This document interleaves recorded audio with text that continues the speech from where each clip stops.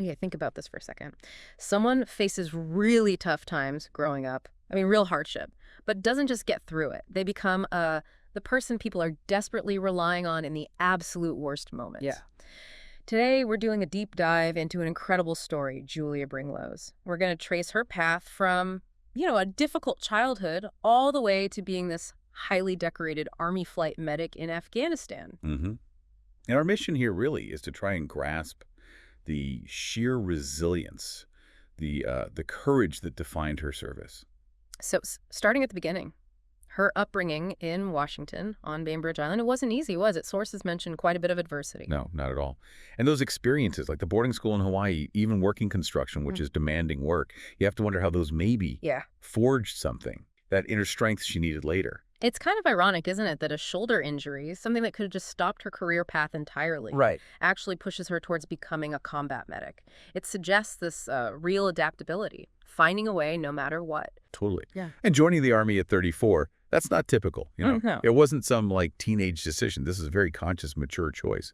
And then she goes through all the training, deployments to Iraq, Germany. It shows real dedication. And then stepping up to become a flight medic, piloting those Medevac choppers, I mean, flying into danger zones. It's a whole different level of risk, yeah. Her mission statement was pretty simple, wasn't it? Get the wounded out so they get another chance to live. So direct, so focused. It really underlines that sense of responsibility, putting others first. And you have to remember, these Dustoff crews, like the one she was on, they fly in unarmed, no armor plating on the helicopter, Yeah. just marked with a red cross, flying straight into firefights.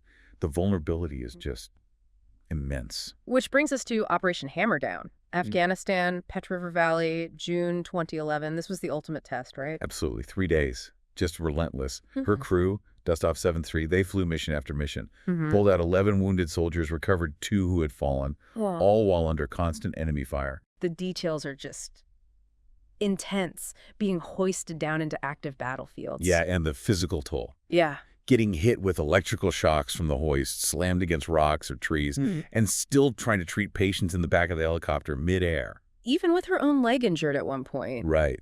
And that radio call back to base when they asked if she needed to stop? Negative. I'm good. Let's get back out there. Yeah. It just speaks volumes. Unbelievable defiance, really. And that final mission they describe, That one's, yeah. hanging 70 feet below the helicopter at 11,000 feet elevation, While under fire. guiding a wounded soldier onto the hoist, still taking fire, and then being pulled up blind, completely inside the clouds. It's movie stuff, but it was real. It's exactly why Sergeant Julia Bringloe was awarded the Distinguished Flying Cross. A huge honor. She's one of only, 7 women in U.S. history to receive it? That's right. Which really highlights just how exceptional her actions were. And she didn't stop there, right? She went on to instruct other Medevac crews. Mm-hmm. Passing on that knowledge, Yeah. that experience. You hear phrases like, her name now echoes among the legends of Army aviation. It sounds dramatic, but after hearing the details, It feels earned. And her own words, these things we do so that others may live.